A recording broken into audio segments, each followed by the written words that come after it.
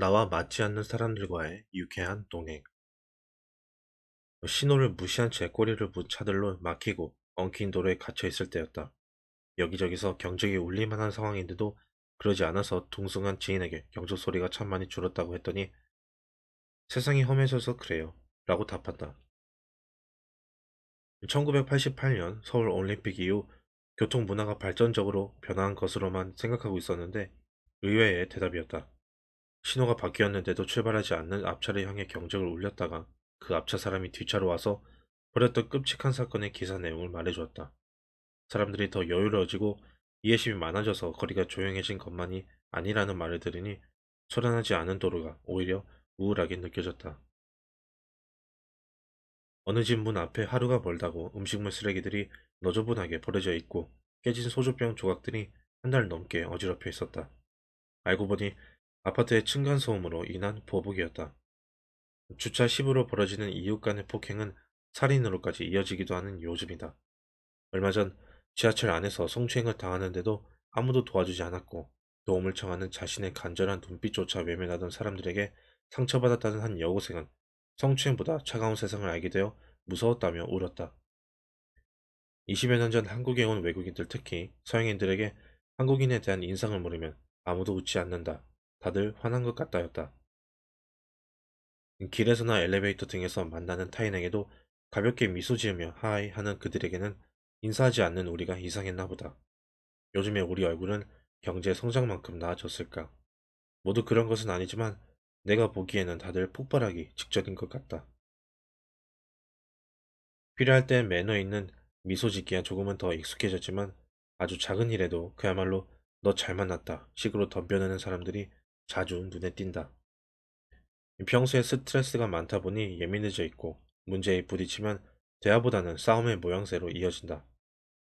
우리가 중요한 발표나 상담을 앞두고서는 꼭 해야 할 말, 절대 하지 말아야 할 말 등을 연습하기도 하는데 가장 소중한 가족과 대화할 때는 그런 고민을 하지 않는다.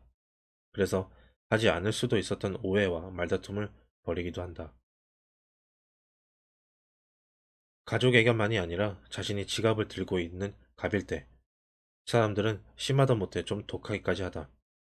나이 지긋한 주차장 아저씨에게 건방진 자세로 따지는 젊은이, 음식이 좀 늦게 나온 이유를 시작으로 온 식당이 떠나가도록 고함치는 사람, 대로에서 어떤 의경에게 삿대질을 해대며 뭔가를 따지고 있는 남자. 그들에게 자초지종을 들어보면 다 맞는 말일 것이다. 문제는 그게 그렇게 화낼 일이냐는 것이다. 화를 낸다고 바뀌는 것도 별로 없다. 오히려 자신의 몸이 상하고 기분이 더 나빠지기만 한다. 내가 화를 잘 내봐서 이렇게 잘 아는지도 모른다. 예전에 나는 어디 가서 밥 한 끼 조용히 먹고 오기 힘들었다. 직원들이 친절하고 직원들이 친절하고 신속해야 식사에 집중할 수 있었고, 내가 식사하는 동안에는 다른 테이블 손님들이 다 조용하고 신사다워야 무사히 식사를 마칠 수 있었다. 그런 치기 어린 30대 시절이 있었다. 하지만 지금은 나와 맞지 않는 사람들과 만나도 부딪히고 시끄러지는 일은 없다. 얼마 전 선배 언니와 한 식당에 갔는데 나이가 좀 있으신 아주머니 직원이 자리를 안내해 주셨다. 정원이 보이는 창가에 앉고 싶었는데 그분이 안내해준 자리는 그분이 일하시기에 편한 주방 입구 쪽이었다. 원하는 자리를 말하니 안 좋은 표정으로 마지못해 그러라 허락하신다. 참, 사람의 감정이라는 게 한순간에 바뀐다. 1초도 안 돼 벌써 기분이 상했다. 그런데 내 입에서 나온 말에 나도 놀랐다. 퉁명스럽게 메뉴판을 내미시는 그 아주머니께 오늘 많이 피곤하신가 봐요 하고 웃는 얼굴로 눈을 맞췄다. 그분이 쑥스러운 듯 아니라 하셨다. 저희 빨리 먹고 갈게요 하고 말하자 또 아니라고 하신다. 한우와 호주산 양념갈비의 차이를 물으니 호주산이 싸면서도 맛있다고 그것을 권해주셨다.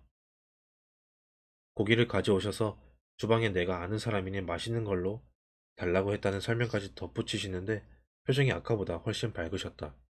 함께 간 언니는 나더러 너무 변했다고 했다. 옛날 같으면 하며 언니가 웃는데 무슨 말인지 안다는데 나도 웃으며 고개를 끄덕였다.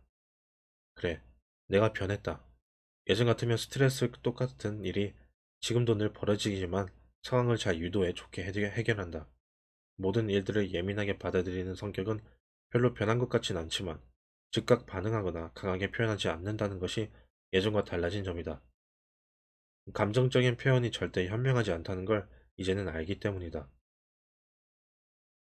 시속 60km 정도로 운전하고 가는데 옆에서 달리던 차가 갑자기 차선을 변경하여 내 앞으로 끼어들었다.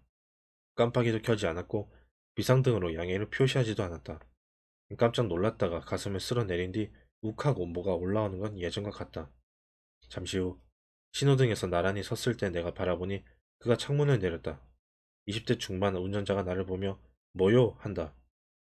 예전 같으면 분명 불같이 화를 내며 미쳤냐고 했을 테지만 너무 놀랐어요. 안 그랬으면 좋겠어요. 라고 했다.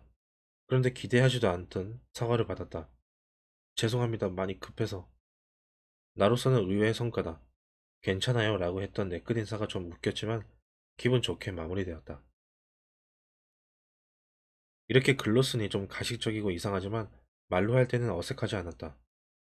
급정거하느라 옆 좌석에 가방 다 쏟아지고 얼마나 놀랐는지 알아?